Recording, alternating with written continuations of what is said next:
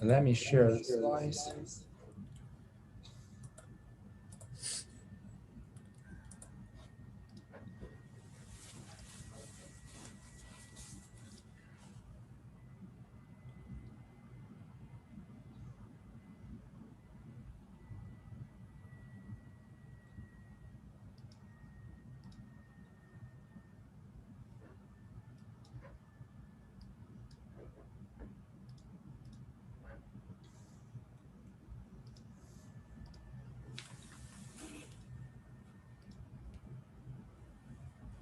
Can everybody see this slide?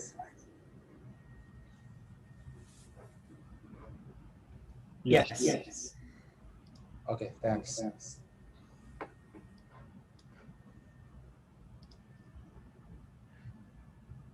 And also, is the transition okay, right? Yeah, it looks good. Nice. Yeah, Zoom is working better and better. Okay, so I think it's time for us to continue the artificial neural nets. So in the last lecture, we have given the definition of the neural networks, right? So basically, we can use a directed acyclic graph to represent a neural network model, right? So the input features are viewed as the input layer, right, or the bottom layer, and then we add many intermediate nodes, which we often refer to as neurons, right? And we arrange those neurons layer by layer until we reach the output layer, and usually we have one output neuron gives our final prediction, right? And also we talk about how starting from the input layer, compute every neuron, and then get to the output value, right? This procedure is called forward pass because we will from the input layer to the output layer as a forward direction. And the computation is really straightforward, right? You just starting from the bottom layer and calculate every neuron or node in one layer above, right? The calculation consists of two steps. The first step is to do a linear combination, which we usually call dot product, right? A linear combination of the incoming features. And then step two, you apply a nonlinear activation function, right? Like sigmoid, like tanh, like ReLU, and you get the value of the neuron in the layer above, right? And you use the same way to compute all the neuron values in the second layer, right? And then you get those neuron values as the input and feed them to the next layer to compute every neuron. And again until we compute the output layer, right? So one tradition of using neural network is that at output layer, we usually do not perform any nonlinear activation function. Namely, we only calculate the linear combination between the neurons in the second last layer. That's it. Right? But that does not mean you have to obey this tradition. I'm just saying, like, by default, people usually do that. And then we talk about how do we perform the training, right? So actually, we're going to use the same framework as before, which is called the stochastic gradient descent framework, right? So we initialize our neural network parameters, and then we go through the whole training data set for multiple epochs. So you need to specify how many epochs do you want to use, right? This hyperparameter.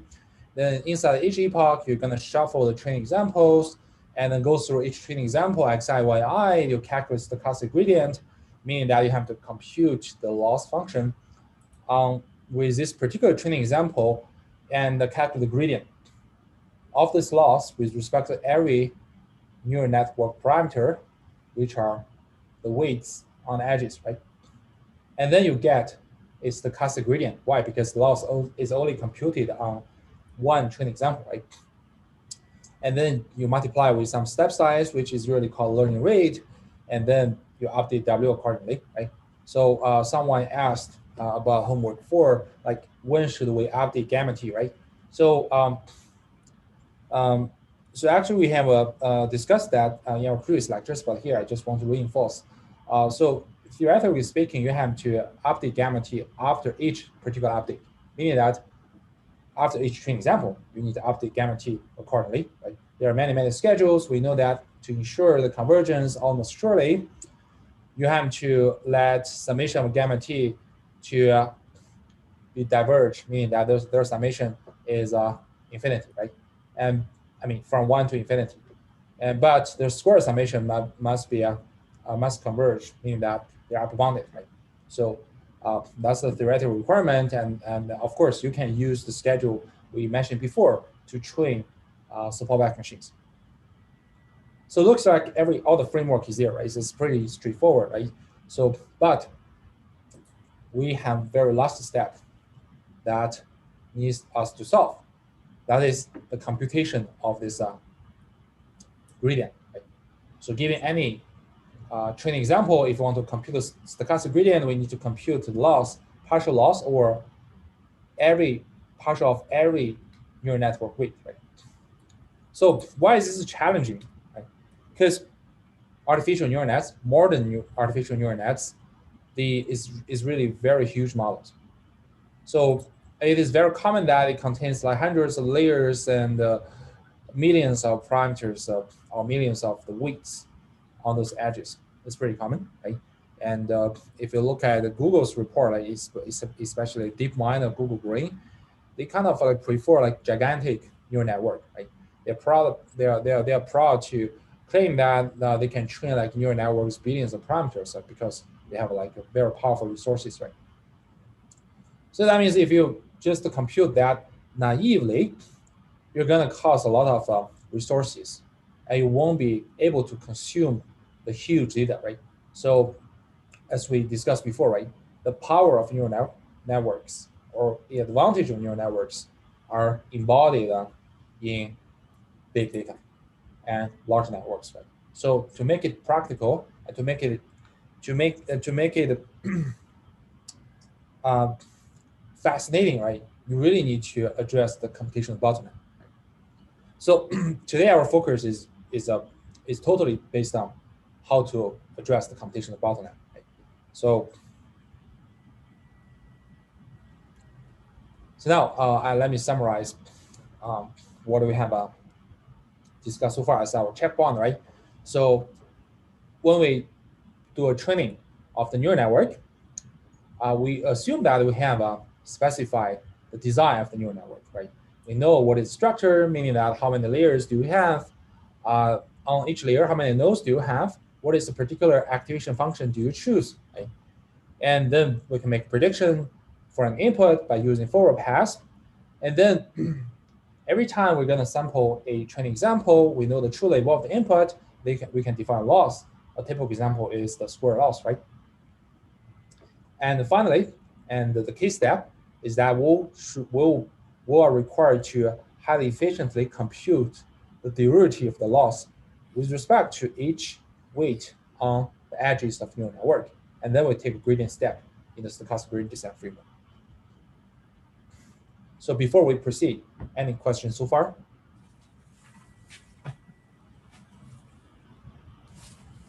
Yeah, just as like a kind of a side note, I was just curious. Typically, when you in the architecture of your neural network, it sounds like then at each neuron, it's common practice to pick the same activation through the whole. So is there any reason that you'd want to vary that or like have, because it just seems like it would get overly complicated at that point, like tuning every single neuron, having a different activation. So it seems like you just pick a few, you could try a few different ones and then go from there. Is that the idea? Yeah, that's a very good question. Actually, people choose to use the same activation for every neuron just because of the convenience. No other reason. Yeah, it just seems like it would get overly complicated otherwise. Yeah, because even the universal approximation theories tells us even you use just the one activation function across the whole neurons, all the neurons, you are flexible enough to approximate any functions. Since Oh, okay. So there's not so really a need to do otherwise. it's not really neat. I see. Okay. Yeah, but I can tell you, in the research area, in the frontier research, people do have tried a combination of activation functions across two different neurons. That is in the research about how do you automatically uh, identify the architecture of neural network from the data. So Oh, and see, you can infer how it should be built based on that. yeah, it's the inferred architecture is not necessary to be a feed-forward network layer by layer. You might have like cross layers. This is usually referred to skip connection, and also one neuron might require a combination of several different activation functions. That they're all possible. Oh, yeah. Okay. Yeah, Okay. yeah, That's good but to know that's not common practice then. That's still something being worked on. So yes, the common practice usually you identify the structure, number of layers, number of the nodes per layer, and also the activation type should be right. sufficient. Okay. Sounds great. Thank you. Okay, so now before we talk about the computation method, right? Let us just recall the chain rule for derivatives, right? I'm pretty much sure everybody is familiar with that. Here, I just want to review that to refresh that in our mind, right? Because all our efficient computation of the derivatives will be relied on the chain rule, right? So what is the chain rule? It is just the rule to compute the derivative for composite functions, right? So if z is a function of y, and y is a function of x, and of course, z is a composite function of x as well, right? So the question is how to compute partial z over partial x, right? So we can represent this composite relationship by a graph, right? So here the red nodes represent the variables, right? Z, y, and x, right? There is an arrow from x to y, means that, okay, y is a function of x, arrow from y to z, meaning z is a function of y, right? So from on this edge, we can compute the partial derivative, right?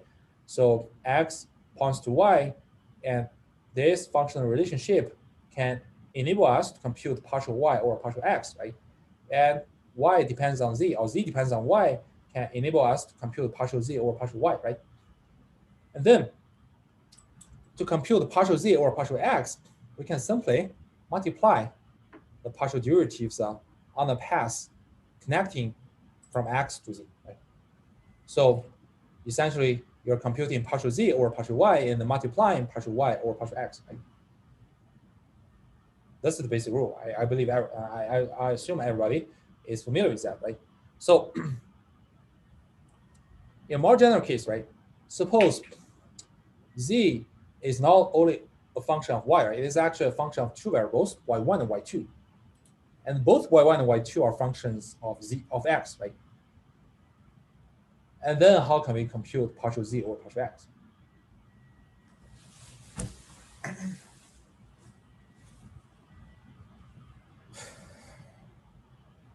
We just look at again all the passes from x to z, right? We found two passes. Why? Because there are two dependency paths, right? One is through y1 and through to x, and the other is through y2 to x, right? So when we compute partial z over partial x, we're gonna multiply the partial derivatives along each path and add them together. So for the first pass, we're going to compute the partial z over partial y1, then times partial y1 over partial x, right? This is first product on the first pass, right? And second product is on the second pass, which is partial z over partial y2 times partial y2 over partial x, right? Now we add the two products together, you got a final result, right? In general, like we can assume that, okay, z is a function of n variables, where each variable is also a function of x. Then we will apply the chain rule. We need to consider partial z over partial of each of those dependent variables, right? So you're going to sum over from 1 to n partial z over partial yi times partial yi over partial x. Okay, any questions so far?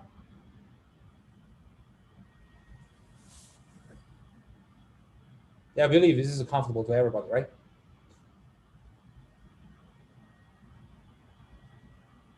Okay, so let us proceed, right? So we're gonna use chain rule to compute the partial of the neural network loss over every neural network parameter, right? Let's see how to do that, right? We're gonna start with a simple example. This two-layer neural network we have seen before, right? So x0, x1, x2, z0, z1, z2, and y, right? So of course, associated with each edge will be a neural network parameter, right? And we're gonna calculate the partial derivative of our loss with respect to each weight on those edges. So here, again, I will use this graded shaded nodes represent their just constant features. X0 is 1, X0 is 1, right? So to compute the output and then to compute the loss, we need to do the forward pass, right? So you need to first calculate Z1, right, in layer 1, where we first do a linear combination of the incoming nodes connecting to Z1, right? So it is W01H times X0, which is 1, right? And W11H, which stays here, times X1, and plus W21H is here, right? I didn't explicitly write it down. And times X2, and add them together, then perform a nonlinear activation function. And here we just use sigma, right? And similarly, we can compute Z2, right? Another linear combination, right, weighted by different set of weights on those edges, right? Which will be W021, W121, and W22H. Right? Sorry. I use H to index the hidden layer, right? Okay. And then I perform nonlinear activation function. I get Z2.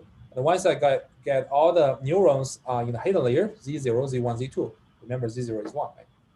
And when I compute output Y, I just do a linear combination, Y.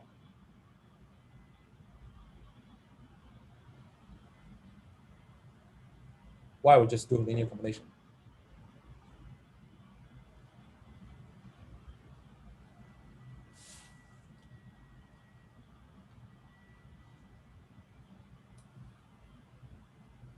Any thought? You say that's just the tradition. Yes, this is just tradition. Right? I just want to ask this silly question to ensure everybody is on the same page, right? Yeah. Why is just linear combination? Because the output layer, we just follow the tradition. Of course, you can abandon that prediction and apply another nonlinear activation on top of that. It doesn't matter, right? And then given the output y, and then we can calculate the square loss here, right? So now we want to compute this partial of this loss with respect to over partial of each weight, right? So this will include all the weights on the edges connected to the output nodes and all the weights on the edges connected to the hidden neurons, right? So denoted by here, right? Wij. Oh, remember our notation. The superscript indexes the target layer, right? And the subscript are two indices, right? Source node and the target node. So the strategy will be the chain rule, right? We're gonna use the chain rule to compute the gradient. And the key idea to speed up things is to remember the partial computations along the way. Right? So how to apply this key idea, we'll give a detailed explanation in the following examples, right? So now let us first do some things manually. Why is it so necessary to keep the computation to avoid the redundant computation? Right? So suppose now we want to compute partial L over the first weight connecting Z0 and Y, right? This weight is denoted by W010, right? So partial L over partial W010, right? So remember Y equals to this, a linear combination of those hidden neurons weighted by those weights, right? And then feed them into a square loss, right? So now I want to ask, how can I compute partial L over partial W010?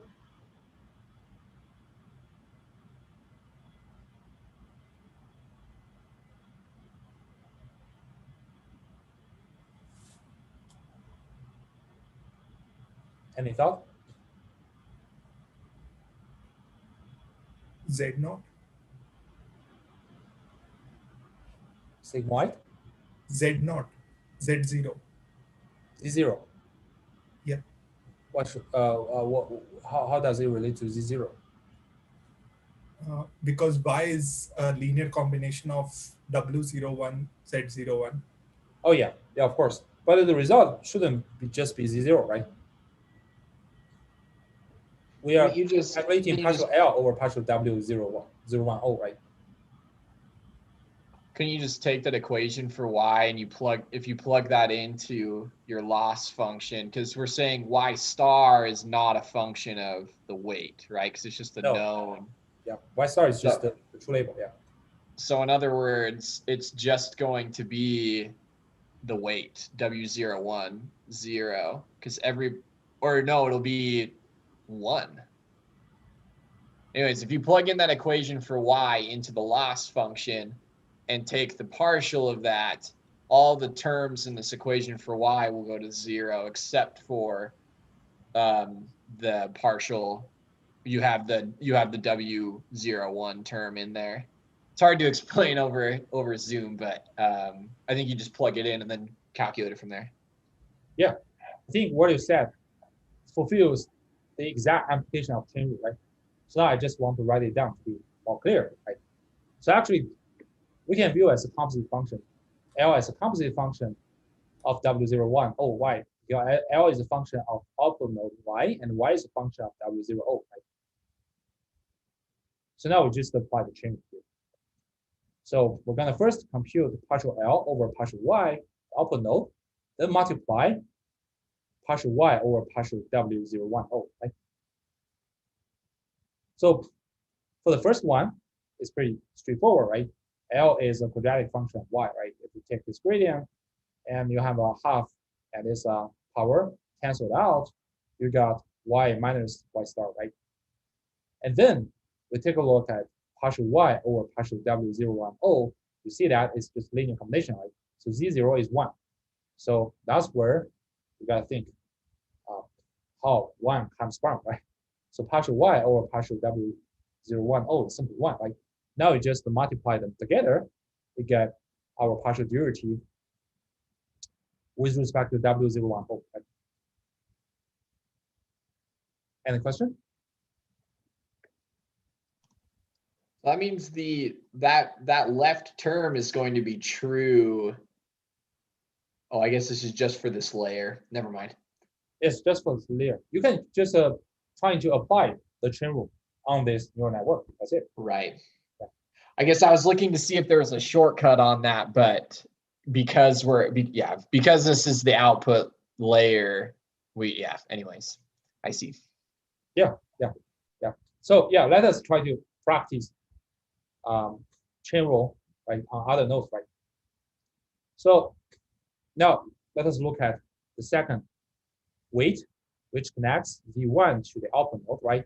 The weight is denoted by W110, right? So again, apply the chain rule, right? So first compute partial L over partial output node, that is partial Y, right? Then multiplying partial Y over partial W110, right? So now you see that this partial L over partial Y again, right? So now we have computed that. We really do not need to compute this partial L or partial Y again. Right? We should catch them. And then what we only need to do is compute partial Y or partial W1, or this is something new. Right? We have never computed before. Right? We cannot remember. We cannot query them in some dictionary. So we need to compute them from scratch. And this is really easy because Y is essentially a linear function of W110, right? So the partial derivative is simply V1, right? So now you just multiply them two. Multiply the two, you got partial L or partial W110. So that's one place where we can see the importance of catch, right? Because when you compute partial L over partial 210, you encounter the same structure, right? You're gonna first compute partial L over partial Y, and then partial Y over partial W210. Right? You really do not compute partial L over partial Y again. You just read out the catch result, right? And then multiply this new part. So now let us look at a more a little bit more complex case, right? How do we compute partial L over W2 to H, which is on the edge connecting X2 and Z2?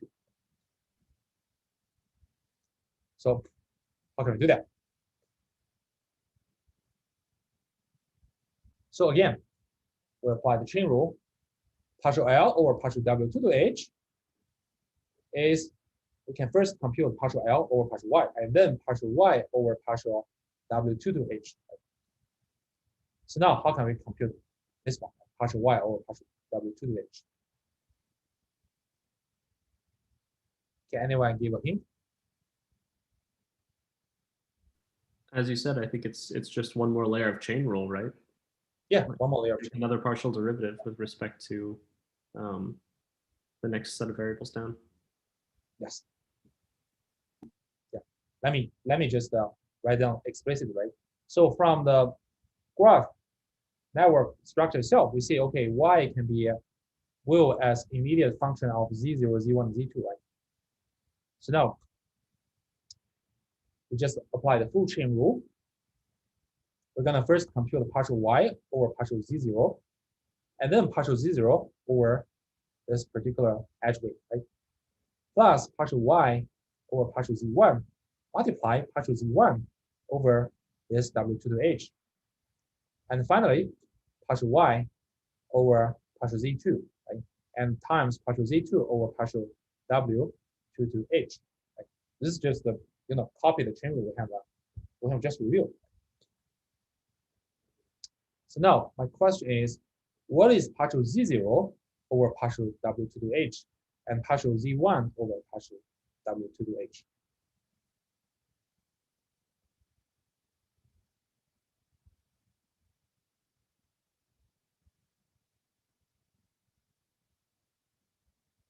Any thought?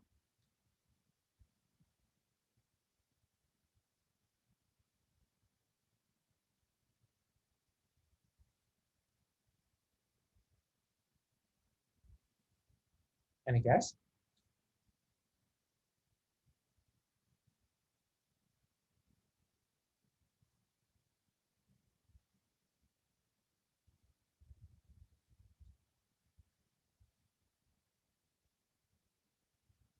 So let us put it in another way, right? Does Z2 really depend on W2 to H?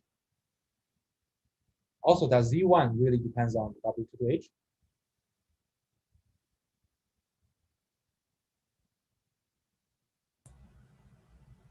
Z2 depends, but Z1 doesn't. Yes, exactly right. This comes from our definition, right? Remember, Z1, Z0 is a constant one, right? It has nothing to do with W2 to H. So the partial derivative here is simply 0, right? But how about Z1? How do we compute Z1?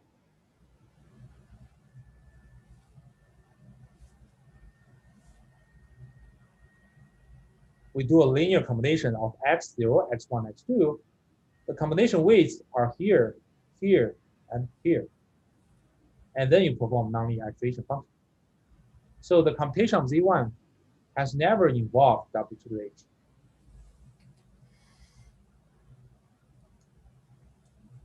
Right? Then what is partial derivative here? 0. 0, right? So actually the structure of the network, neural network, is highly informative. It tells us a lot of things, right? So we see that because W2 to H connects X2 and Z2, right? It never connects Z1, right? That actually indicates the dependency. Z1 has never been a function of W2 to H.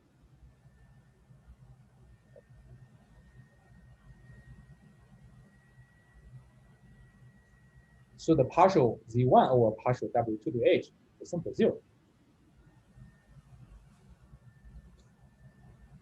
From the structure, we can see that. Why? The variables or neurons in a neural network, which are dependent on this particular W2 to H, are only on a path coming from Z2 to 1, right? For any other nodes which are not on those paths, on those pathways, they have nothing to do with W2H. So even you fully expand the chain rule, right, you have a lot of terms are simply 0.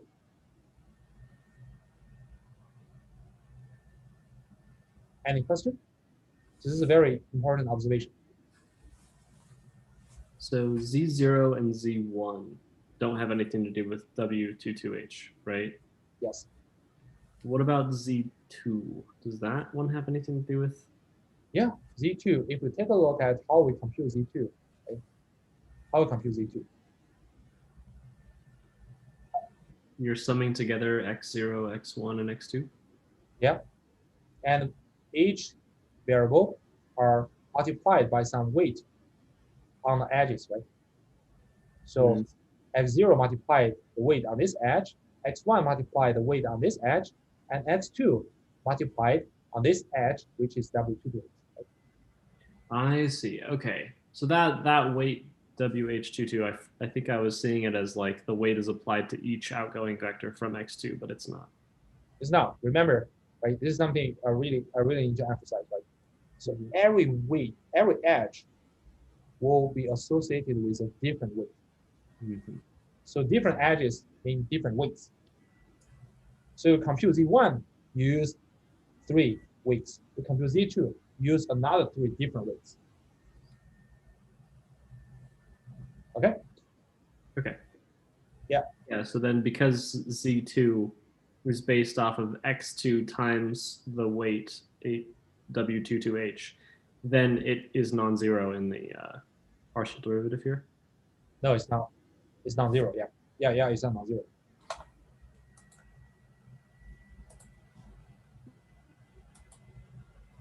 Does it make sense?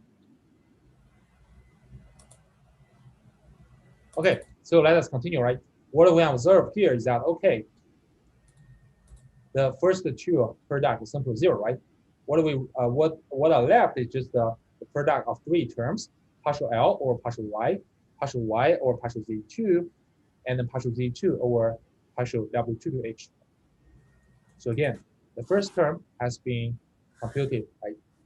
And we have catched them. And how about second one?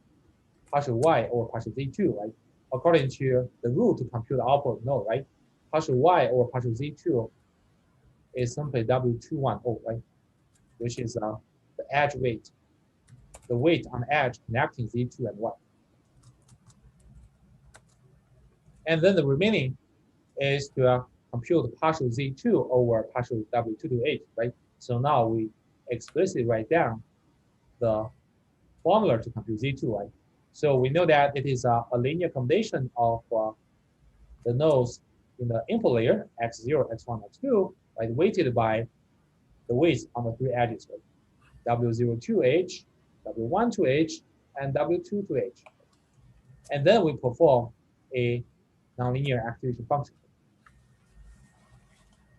So now I want to ask, according to this formula, how do we compute partial Z2 over partial W2H?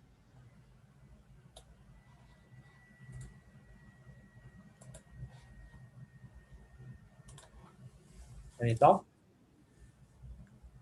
Yeah, wouldn't it be, you'd have to take the derivative of the outside function, so this nonlinear activation, and then you'd have with these inputs, so you'd have like sigma prime with those inputs, and then you multiply that by the partial of the inside function with respect to W22H, which is just X2. Yes, exactly, right? Again, chain rule, right? Yeah. So we can represent the whole input to this nonlinear activation function by S, right? So S is just the linear combination result without product, right? So we're gonna first compute the partial derivative of this activation with respect to the input S, and then multiply partial S over partial W2H, right? The second one is really easy, right? Because S is just a linear combination of those inputs, right? So partial S over partial W2H is simply X2, right? It's the term W2H multiplies with. So the remaining thing is about how to compute the prime or partial derivative of the nonlinear activation function. So as we mentioned before, we have a lot of choices of activation functions, right? So commonly used include sigma activation function, ReLU, 10H, and etc. Right? So of course, this particular derivative for this are really straightforward, right? It's just the practice of the calculus, right? So, but here I still want to show some example of calculating partial derivative over sigma function because really it's a really famous conclusion, right? So I want everybody to know that, and then in the future have a chance to utilize the result. So now let me switch to the whiteboard.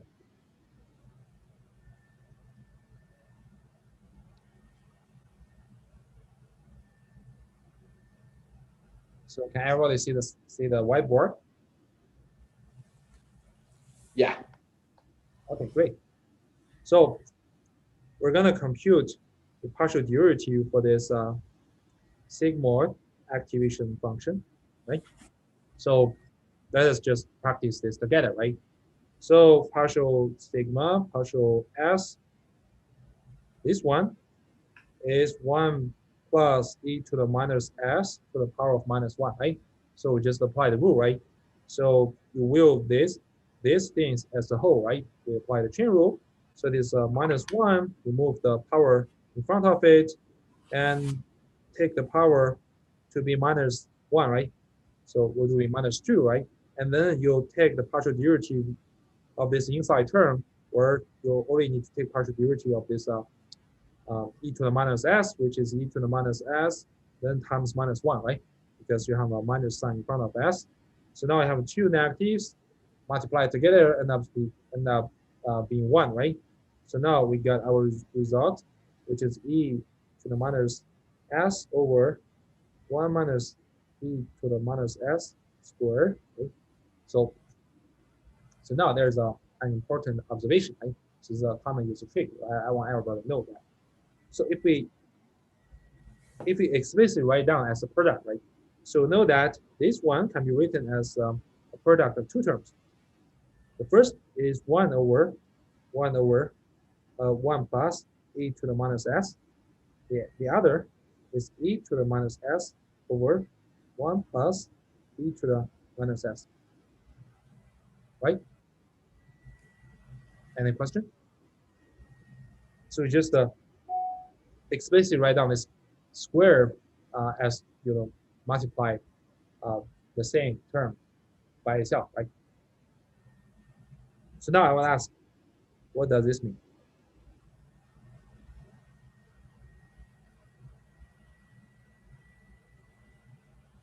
What is this? That is sigma s. Yes, this is sigma s, right? Now what is this?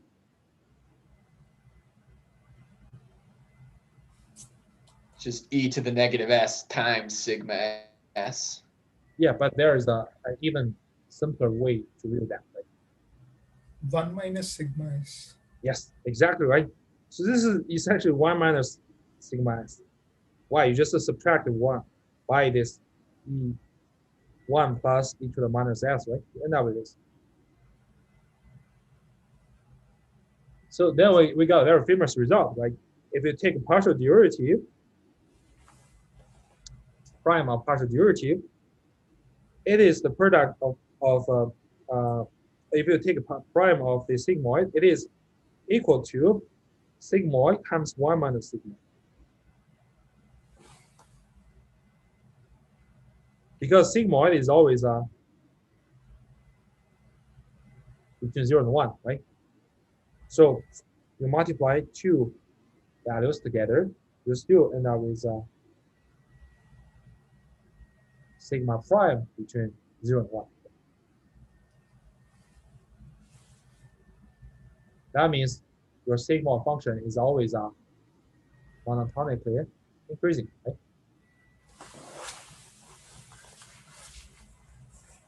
Yeah, that's a very commonly used trick to simplify computation regarding sigma activation functions. I hope everybody know that, and then later when we see some such kind of simplification, you're not feeling uncomfortable or feeling weird. Any question? Okay, great. Now we're gonna return back to our slides.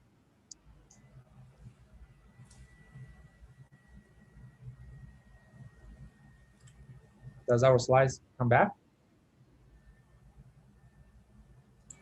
Yep. Yeah. Okay. So now we got at least one result, right, derived by our hand, right? So now I want to ask, like, what if my sigmoid activation function is discontinuous, like this ReLU function is actually resembles hinge loss, right? How do you compute the gradient?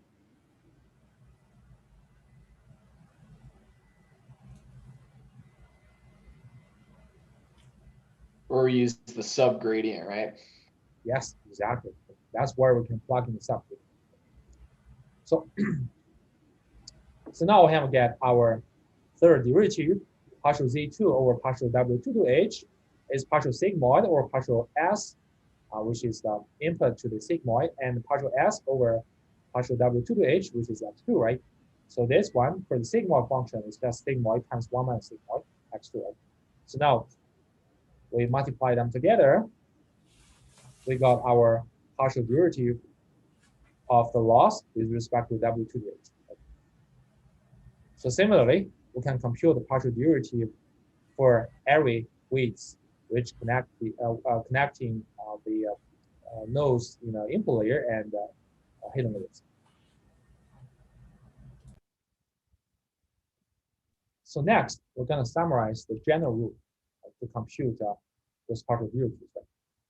So actually, we have briefly mentioned just 2 minutes ago. We know that when we compute the partial loss over any partial of any width, right? So we only need to look at the partial derivatives of the nodes that are dependent on the width. And the network structure actually tells us the set of nodes are dependent on any width. How can we find the set of nodes? We just look at the target node, the edge where the width stays on, points to that. So for W22H, the target node is Z2. And then we just find, starting from Z2, all the passes connecting to the output node. And then all the nodes on those passes are dependent on this width. Right? So if Z2 had 2 edges going to 2 different nodes, then all of those nodes and all of the nodes that they point to would also be dependent, right? Yes. Why? Because you have a path. The computation of each node in this path will depend on the previous nodes, right? And the previous node dependent on the weight. So that node will depend on the weight as well. Right? So you could do, like, I guess almost a breadth first search or any kind of tree search to find all these nodes. Yes, exactly.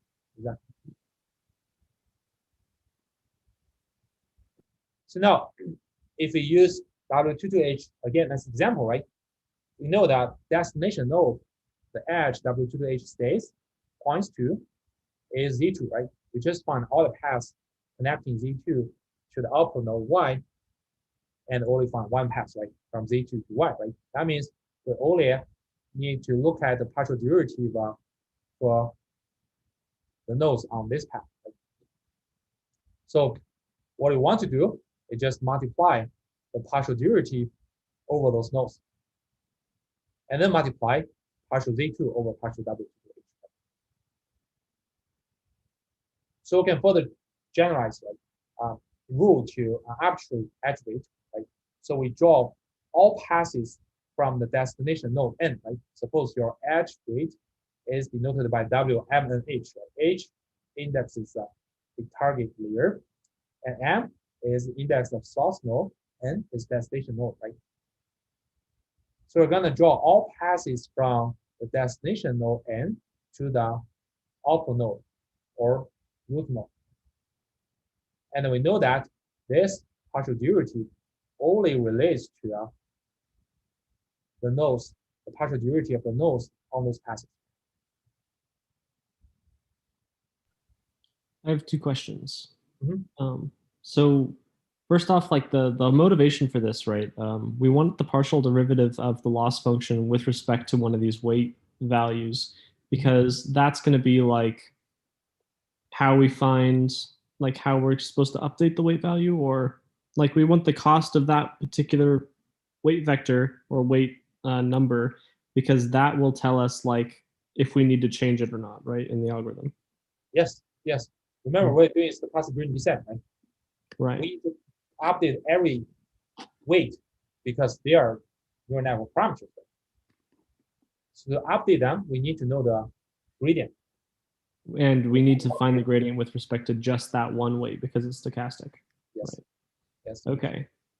The second question is, I didn't really quite understand the conversion we have there at the top, where we're taking Z2 and then we're defining it as, is that a sigma? Sigma of that function, which then we call S. I'm having trouble translating that into our kind of final solution here and what that's really doing.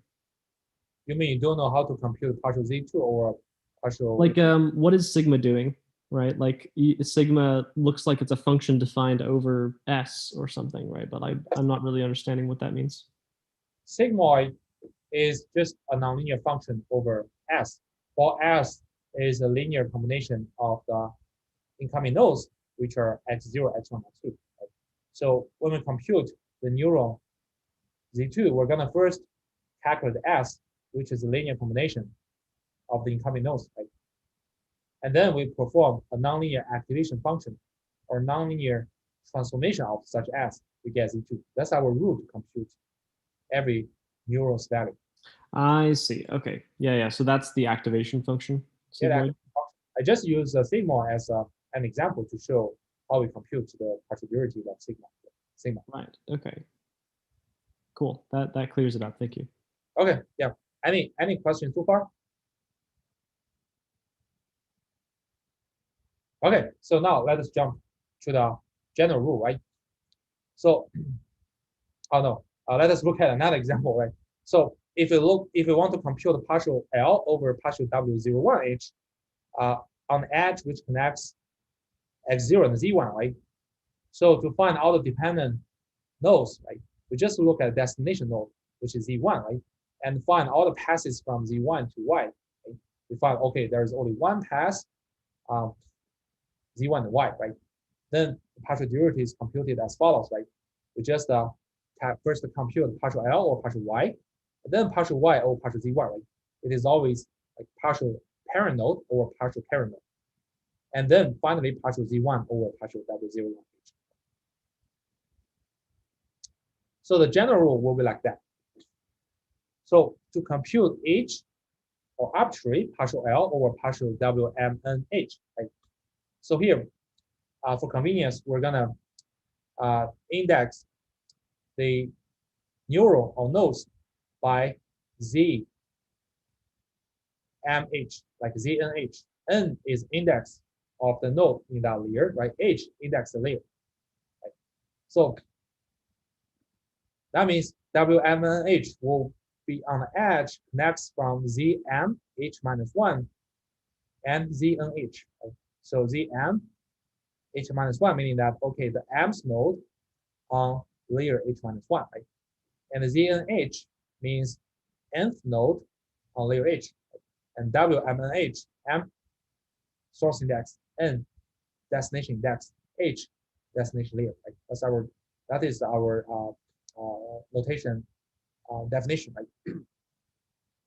So we usually index the input layer as layer 0. Right? We do not actually count the input layer in the final, the total number of layers. So, and then we index the output node in the output layer by 1 rather than 0, just for to obey some convention. So now, if we want to compute for arbitrary weight WMNH, right? We want to compute partial L over partial WMNH. We're gonna first initialize this result by 0. Then from the destination node, which is ZNH, we find all passes from ZNH to the output node 1. So there can be multiple passes. So later we'll show an concrete example. And then we're gonna enumerate every pass from ZNH 1. Okay? And then we'll look at all the nodes in this path. We'll compute the partial derivative of each node Z on this path is parent over Z. If this node is the root node or the output node, then its parent becomes the loss. So for the root node Y, we're going to compute partial L over partial Y. If it is not a root node, we're going to compute the partial derivative of its parent over the node Z. And then we just multiply all these partial derivatives along that path to get the intermediate result, which we denote by GS. And now we multiply GS and this destination node partial ZNH over partial WMNH, which is the target weight. Right? Now we finished one computation. Right? We add them into the current result. Now we look at the next pass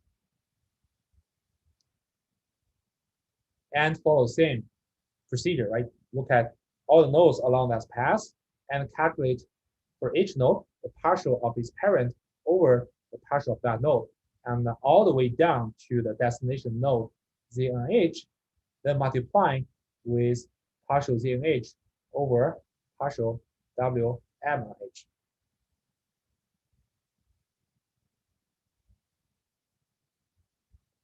When we enumerate all the passes together, we add up all the results together, we got our final partial derivative. Okay, any question in understanding this whole procedure? This is just someone have mentioned, right? It's just like graph search.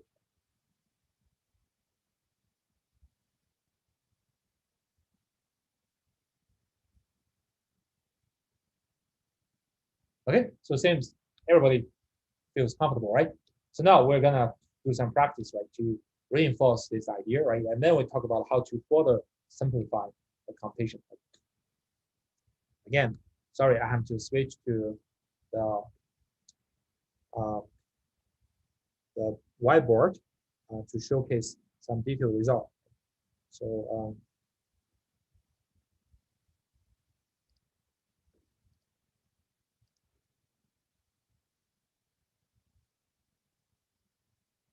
can everybody see the whiteboard? Yeah. Okay, great. So let us try to extend this result, right? So this is a target weight with respect to which we want to compute the partial derivative, right? So now, according to these steps, right, we're gonna look for all the passes from ZNH to the output node Y, right? So suppose we have 3 passes.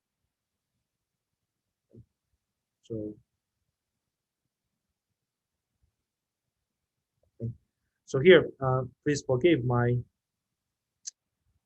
laziness. I'm gonna just index those nodes by just one subscript. Right? I do not indicate the superscript. Right? This is just conceptually Z1, Z2, and Z3. Right? Okay. So how many passes do we have from the target destination node ZNH to Y?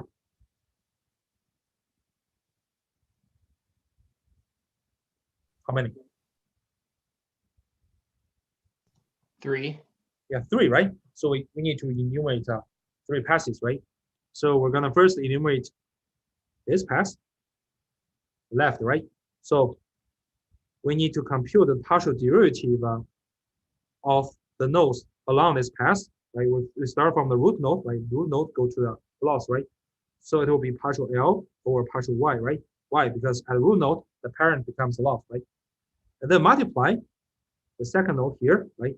Its parent is Y, right? It's partial parent over partial current node, Z3, right?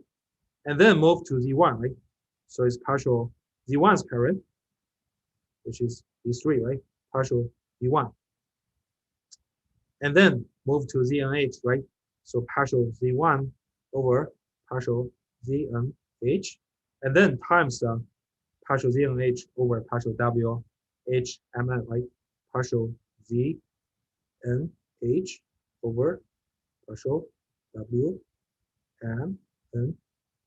right? Then we finish the computation for one pass, right? So now we add them into the current result. Now we need to move to the second pass, which is along this one, right? So I'm gonna use this one. Compute. Again, starting from the first node, right, which is the root node, partial L over partial Y, and then second node, partial Y over partial Z3, right? Now third node is, remember we're on this path, right? Will be ZNH, so will be partial Z3 over partial ZNH, and finally partial destination node over partial target weight, right? So partial ZNH over partial WMNH, right? So we finish the second pass, right? And finally, we're gonna go through the third pass, right? So things haven't been finished because this yellow color is not very good. I'm just using this color, right? So again, starting from the first node, so it's partial L over partial Y times. Is it clear? It's not clear. Let me just use black color. Okay. Partial L over partial Y, and then the second node is Z2, right?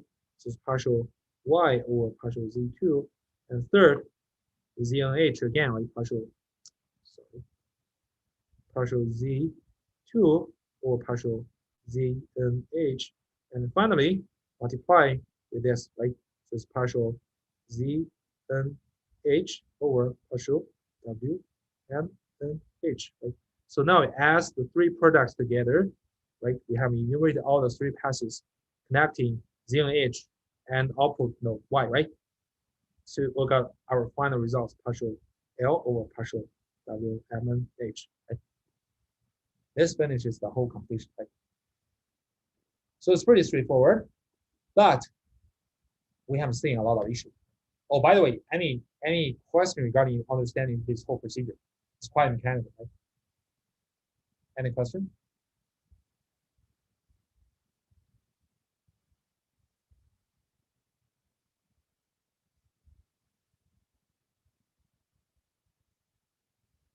So everyone is comfortable, right? It's quite mechanical. It's just a breaststroke, right? But we haven't seen a lot of issues here. Although it's just a straightforward application of the chain rule, right? We found that many computations are redundant. Like say this part, partial ZNH over partial WMNH are shared in all the three paths, right? Why should we compute them again, right? And also again, partial Y over partial Z3, right? Actually appears twice, right? Why should we compute them again? If there are a smarter way to do this, because every time, like you see, you're backtracking to the root node, right? So for layer one nodes, for the second last layer, you use the result from the output layer. That's okay, right? But if you move one layer forward or backward, you have to trace back to the output node again. Right? So obviously, this is very inefficient, right? So even you go to the input layer or the second layer, right? You have to go back to look at the final layer, the output layer. So again, you can imagine that this backtracking procedure is really costly. So people naturally want to further accelerate the computation and avoid this duplicated computation again, and find a smart way to catch all the results and smartly use them. Like we only calculate new things when we have to. How can we do that? That will be about our key ideas of backpropagation. To illustrate the motivation of the backpropagation, right? So let me use another concrete example, which is a little bit more complex. Right? So please give me a few seconds to draw this 3-layer neural network. So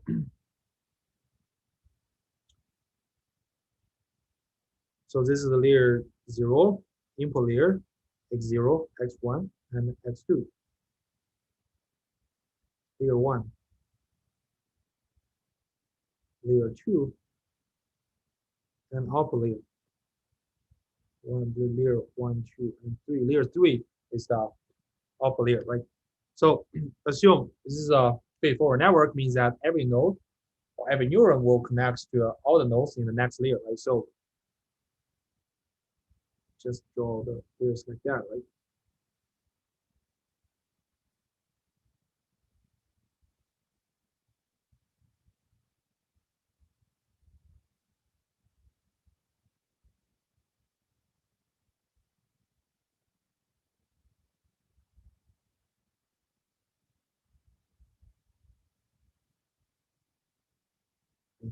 So this one we can denote it by y, the output node, right? So the first layer we denote the hidden neurons by Z01, Z02, oh, sorry, Z1, Z11, and Z21, right? Superscript index is the layer number, and subscript index is the node, right? So this one is Z02,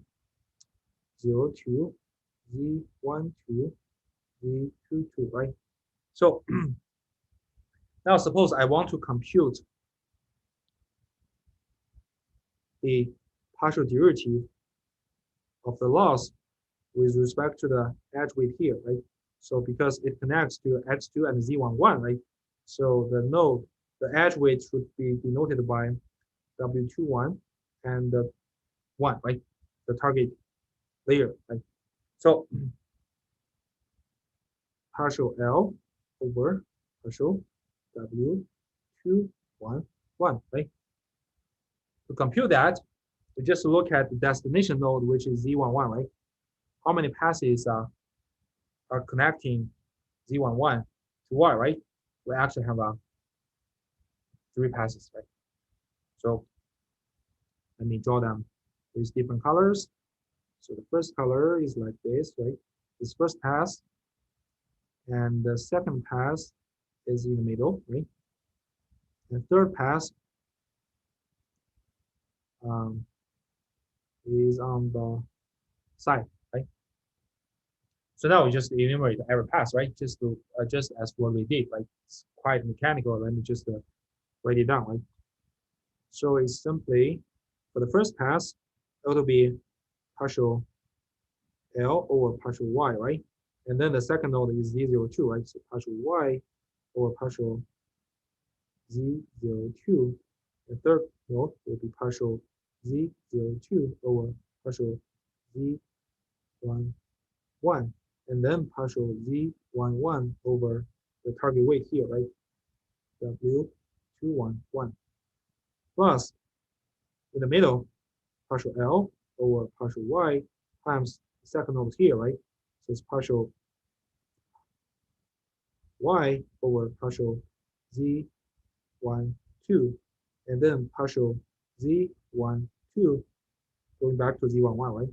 Partial Z11 times partial Z11 over partial, sorry, it's partial W211 and third pass along this way, right? Along this way, right? It's partial L over partial Y times partial Y over the second node here. It's partial Z2 times partial Z2 over partial Z11, right? Going back to this node again, and multiply is partial Z11 over partial W211, right? So having enumerated all the passes, now we add up the products along each pass together, we get our final result, right? So now, of course, as we mentioned that, every product on the pass share with the final partial derivative, right? Right now, we just extract them out, right? So we just move this out, right? Oops. Just move it out, right?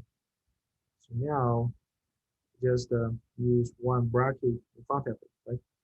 So this is a partial Z11 over partial 211, right? So now I want to ask, what does the summation of the products inside these parentheses mean?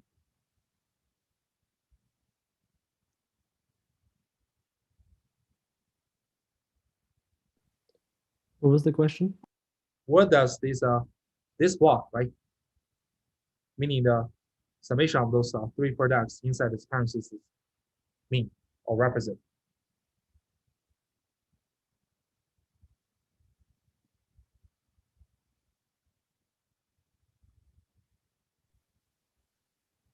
Any thought? Like all the upstream derivatives.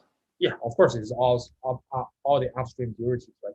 So, but they can be summarized as some result, right? What kind of that result you can think of?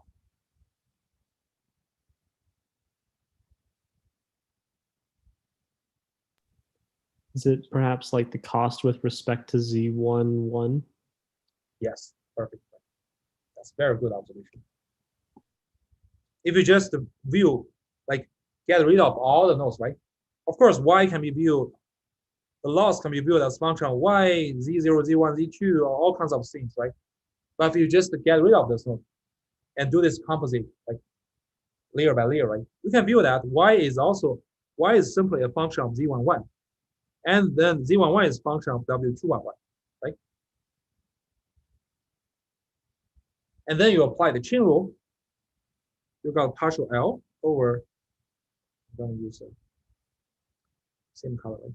Partial L over partial 211 equals to a partial L over partial Z11 times partial Z11 over partial W211, right? It's very succinct, right?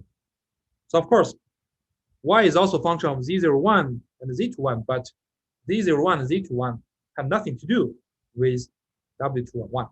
They're not dependent on that. So when you apply the chain rule, you only need to compute partial L over partial Z11 and then multiply partial Z11 over partial W21. Does it make sense?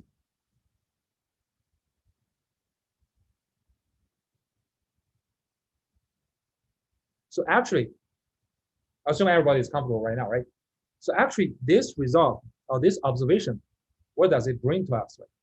It actually tells us we do not need to backtrack to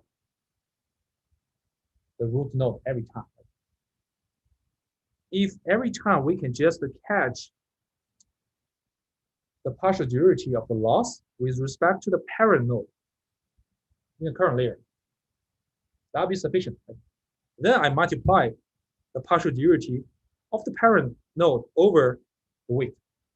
We finish computation.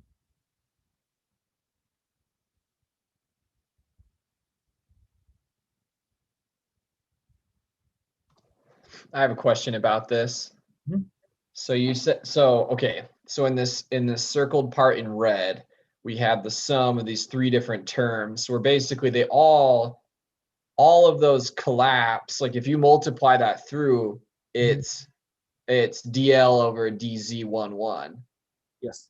But it's just that we are expanding. Basically, the chain rule is happening over each of the individual, all of the nodes in layer 2. is what each one is represents. Yes. So I guess I just don't quite understand. Like I get how that essentially then collapses down to just Mhm. the partial L over partial Z11. But like I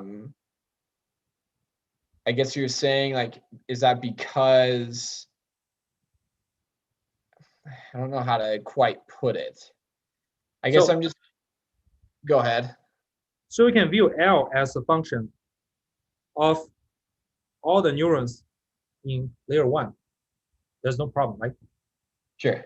Because Z02, Z12, and Z22, all the neurons upward, are all functions of this nodes in the previous layer, right? Yeah. If you can collapse them, right, meaning that you instantiate this composite function chains, right? You can view Y or loss as a function of Z01, Z11, and Z21, right? Okay. There's no problem on that, right? Because Sure. all those guys, these guys, they can represent by function of Z01, Z11, Z21 as well, right? Yeah. So now, if you apply the chain rule here in this level, like layer 1 level, partial L over partial W2, 1, 1 equals 1. Yeah. Partial L over partial Z01 times partial Z01 over partial W2, 1, 1 plus partial L Yeah. over We partial do that for each. 1, 1 partial Z11 over partial W2, 1, 1. And forgive me, I have to move that here, right? Partial L over partial Z11 times partial Z11 over partial W2, 1, 1, right? Right. But we know that the first and third terms in that are going to be 0 because yeah, They have nothing to do with W2, 1, 1, right? exactly. Okay. And that's okay. And that's equivalent from what we've shown up above as well. Yeah, that's equivalent to see that. Right. You can Right. collapse the computation loss to a particular layer. Okay. Interesting. Okay, cool. Sounds good. Any other question?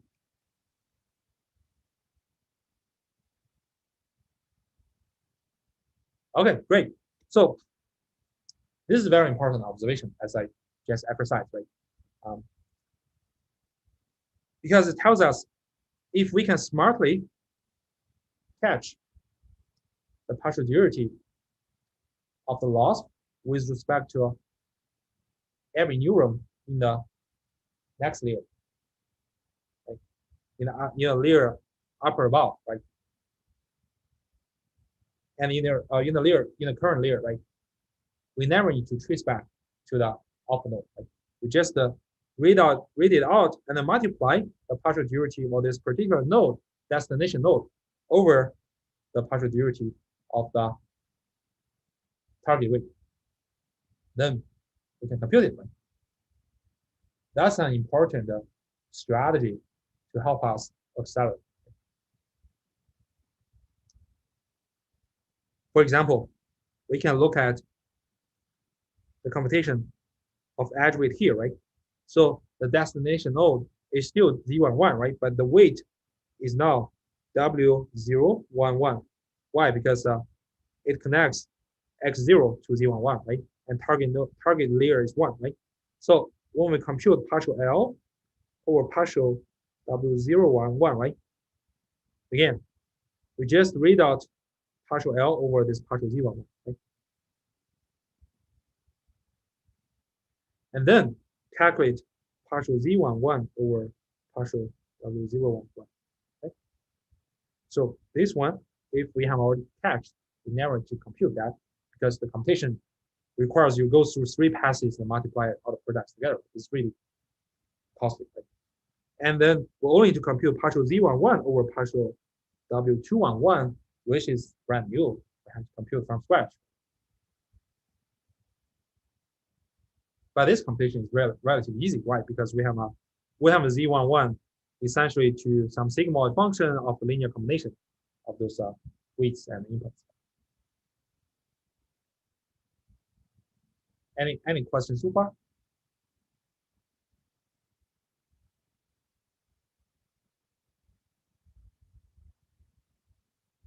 Okay, so now the question is, how do we efficiently compute and catch each of these partial L over partial Z and H, right?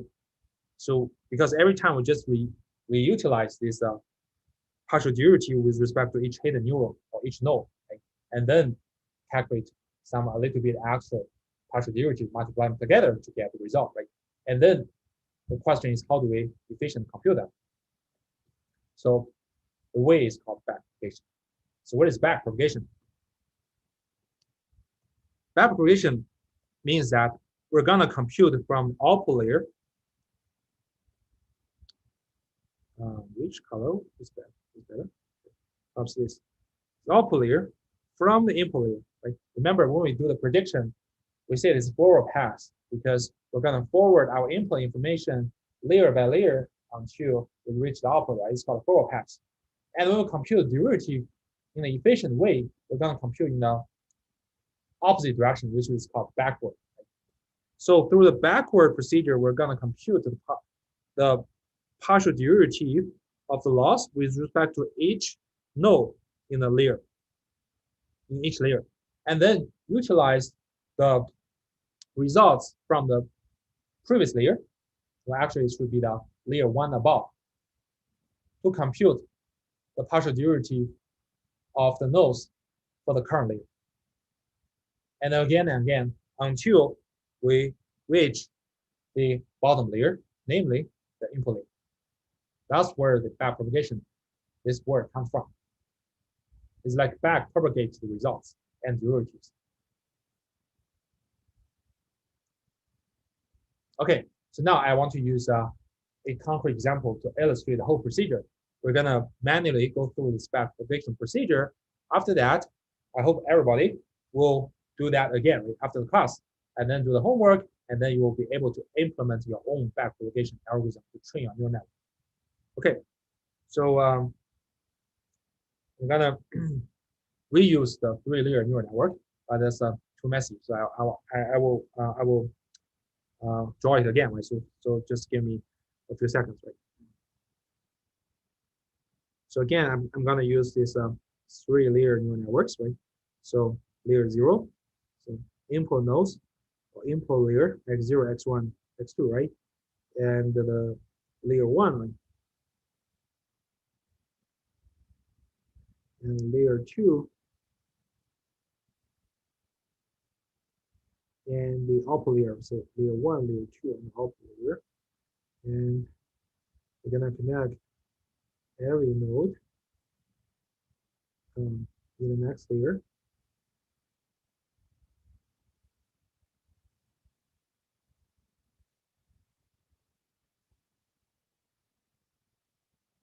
And this one.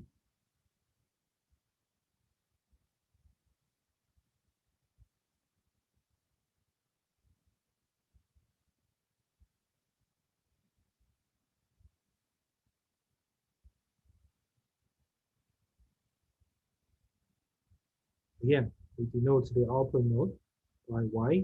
Of course, we're gonna fit into some loss function. And so the node here in layer 2 will be z0, 2, z1, 2, z2, 2, right? And the nodes in layer 1 will be z01, z11, and z21, right? So of course, there are a lot of edges, right? So I'm gonna write down them when we compute the computation, right? So now let us perform backpropagation. How? We start with the output layer. We'll start with the output layer. So let me just put a box on that, right? So in the first step, we're gonna compute. This is step 1. Right?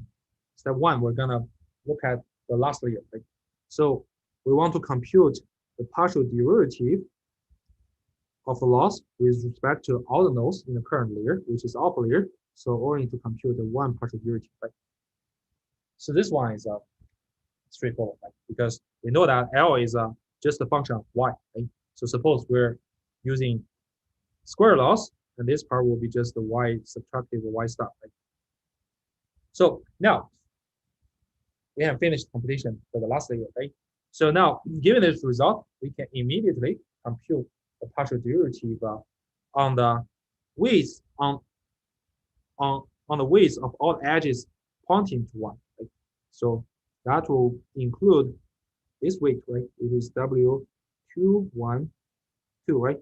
Why? Because the destination node is indexed by 1, right? In the output node, right? In the output layer. This is W 1, 1, 2, and W 2, 1, 2, right? So from the result here, we can immediately compute the partial derivative of the loss with respect to all the widths on the edges connecting to the nodes in the current layer, which is output node, right? So will be partial W 0, 1, 2, partial L, partial W 1, 1, 2, partial L over partial W 2, 1, 2, right? So now let us just look at how we compute it, right?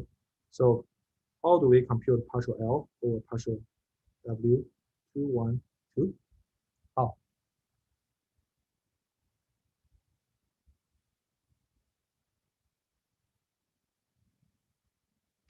Any thought?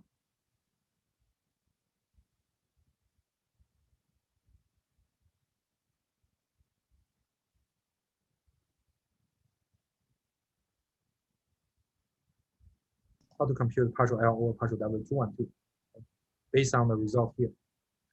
Wouldn't we when we take can we say that's equal to partial L partial Y times partial Y partial W0, 1, 2?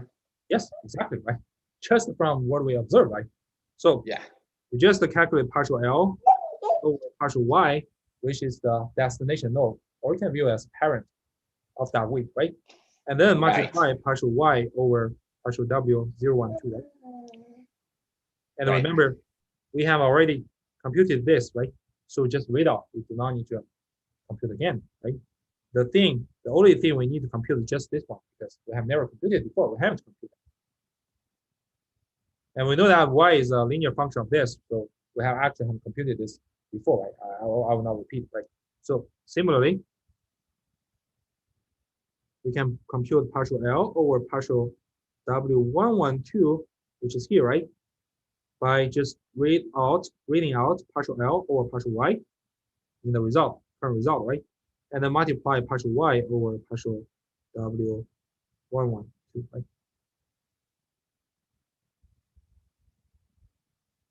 Here. And the third one follows the same way. I'm just write down mechanically. Partial L over partial W212 will be partial L over partial Y times partial Y over partial W212, right? So this one, again, comes from the result in step 1. Right? So now we'll finish the computation of first layer. Actually, the last layer, the output. Right? So now we go one layer backward. Right? So we will move to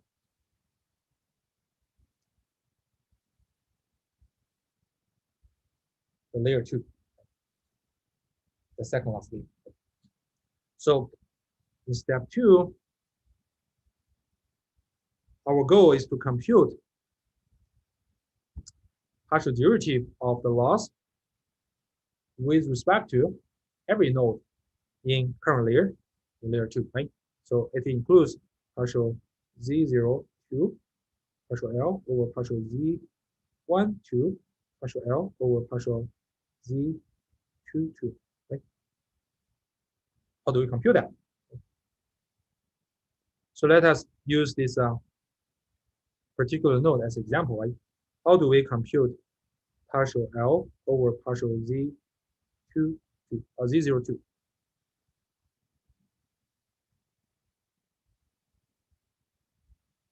How?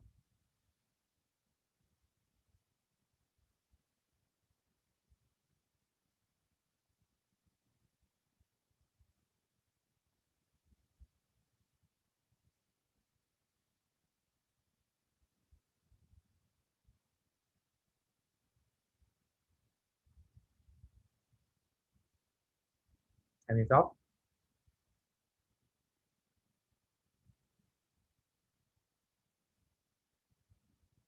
Or any guess?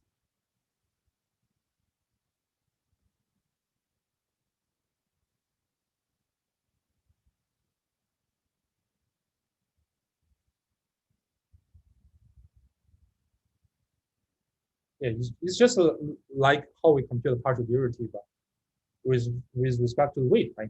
It's just like look at, okay, which parent nodes are dependent on Z02, right? So which nodes in the next layer, in the upper layer, or in the layer above depends on Z02? Would just be Y. Yeah, just be Y, right? So that means we can apply the chain rule. We first compute partial L over partial Y, and then partial Y over partial Z02, right? That's it. Similarly, partial L over partial Z12 is here, right? We'll look at in one layer above, how many nodes depend on Z12, or in other words, we view it as function of Z12. Again, only the upper node, right? So apply the chain rule, partial L over partial Y times partial Y over partial Z12, right? And similarly, for the third node, Z22, right? So it's partial L over partial Z22 equals to partial L over partial Y times partial Y over partial Z22, right? So again, we utilize the results in the layer above, right? Where we're gonna move from, like where we just moved from, right? So because this partial L over partial Y all shared and have already been computed, we just need to read it out. Right? We never need to recompute it, right? So the partial Y over each of its child right here, right, must be computed. Why? Because I've never computed them before. I have to compute. Any questions so far?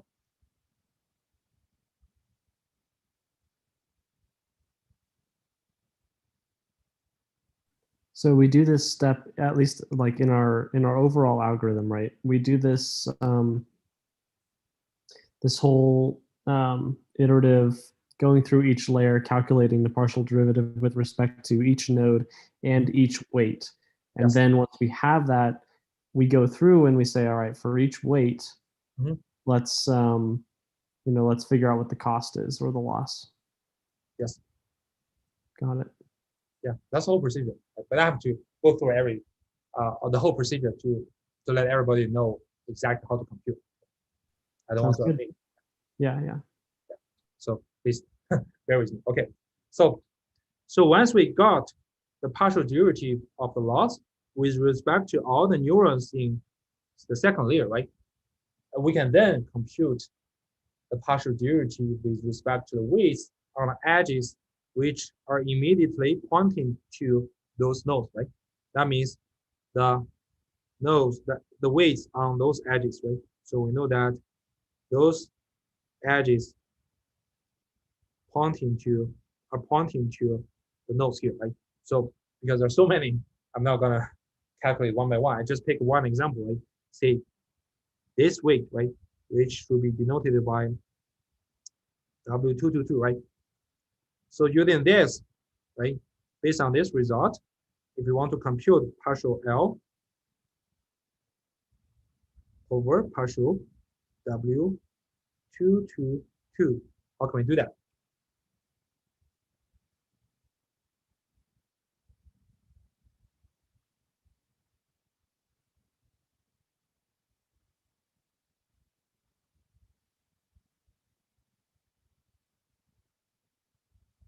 Given we have already known this, right? How can we compute partial L over partial W222 here?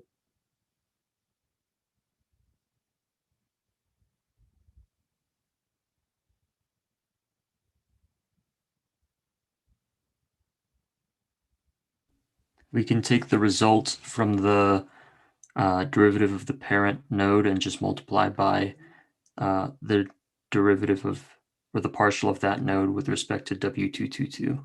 Yes, exactly, right?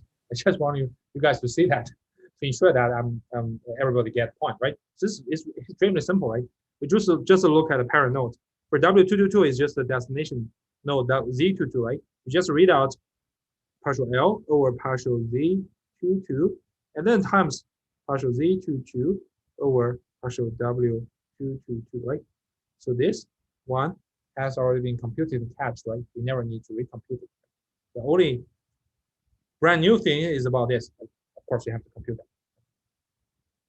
So you can see that for every edge weight, right, on edges which pointing to the nodes here in layer 2, we can use the same way to compute that. We just read out one derivative and then calculate the partial derivative of the target node over the partial derivative of that weight. That's it, right? So we can easily compute partial L over partial W, C2, and Mn, right?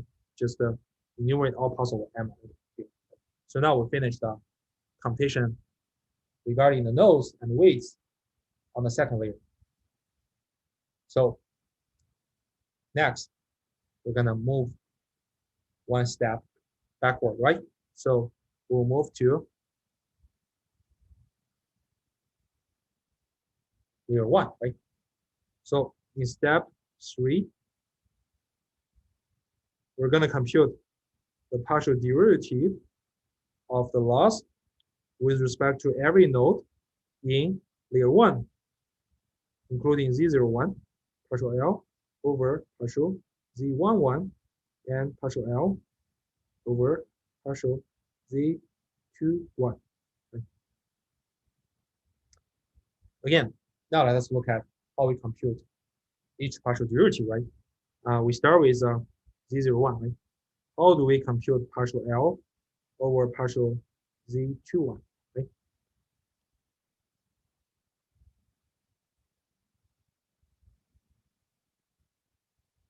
Any thought?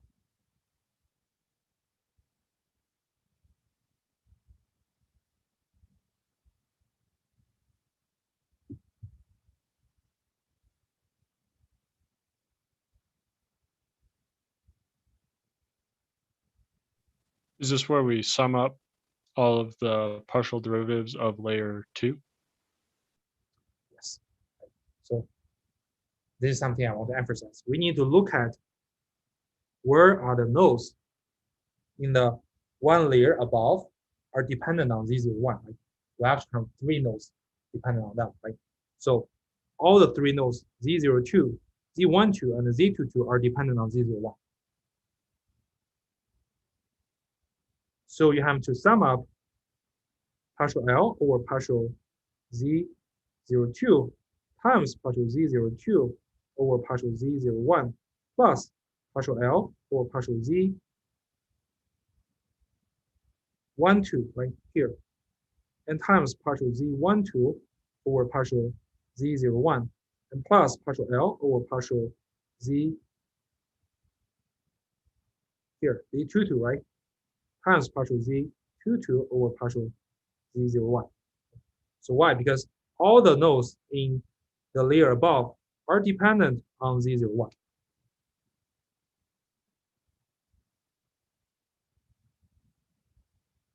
Then you get partial L over partial Z01. Oh, by the way, I just found this, it's 2 o'clock. I'm deeply sorry. Okay, let us stop here. And when I use this iPad connecting to my laptop, I just found the clock is just messed. It shows up as still like 1:33. I thought I still have like 10 minutes. I'm deeply sorry. We'll continue this detailed example in next Tuesday. I'm deeply sorry.